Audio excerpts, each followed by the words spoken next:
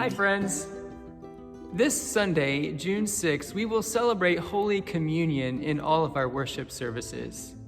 If you're here in person, there will be these individual packets that you can pick up on your way into the sanctuary, or if you prefer, you may bring your own elements from home. If you're watching from home, be sure to prepare elements to be consecrated. Earlier this week, I shared with you the beginning verses of Psalm 116, which affirm God's deliverance and protection for God's people. And I suggested to you that God's help most often comes in ordinary, everyday ways. The psalm goes on to describe a fitting response to that help. Verses 12 and 13 say, "What shall I return to the Lord for all his bounty to me? I will lift up the cup of salvation and call on the name of the Lord." Now, there are a couple of different ways that scholars have interpreted the cup of salvation. One is that it refers to a sacrificial offering in the temple. A drink offering, mentioned in Exodus and Numbers, was part of the daily offering of thanks to God. So in this interpretation, the cup of salvation is a sacrifice of thanks and praise.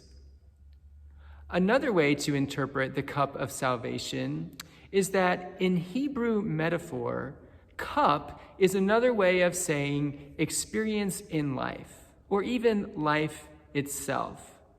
Whereas we might say, this is your lot in life, the ancient Jew might say, this is your cup. In Psalm 116, the cup of salvation is a symbol for the abundant outpouring of God into our life. The psalmist says, "I will lift up the cup of salvation." In other words, I will lift up my life. I will share my experience of the saving work of God. I will live into and out of the mercy and compassion and grace that God has poured into my life.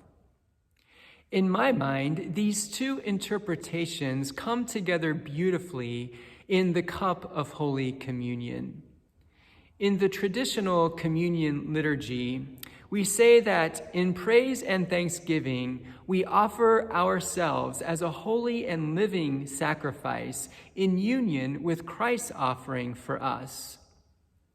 Our life, our experience, our cup is a living sacrifice. The way we live, the way we treat other people, the truth we embrace, the path that we follow, the help that we give and receive, all of it is our sacrifice, our offering of thanks and praise to God. Our living sacrifice is in union with Christ's offering for us. And again, the idea of sacrifice and life come together in Jesus, who sacrificed himself so that we might have life. As Christians, we believe that Jesus is the cup of salvation. Every time we break the bread, every time we partake of the cup in remembrance of the life, death, and resurrection of Jesus, we receive the gift of the indwelling Spirit of Christ. No greater gift can we receive from God than the Spirit of Christ within us.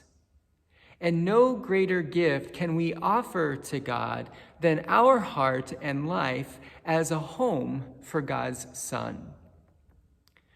The cup of salvation represents God's desire to pour God's self out into our life, not just when we partake of Holy Communion, not just when we are in church, not just when we have our life all together, but all the time, every day, in every moment. Thanks for listening in these moments, and I'll see you on Sunday.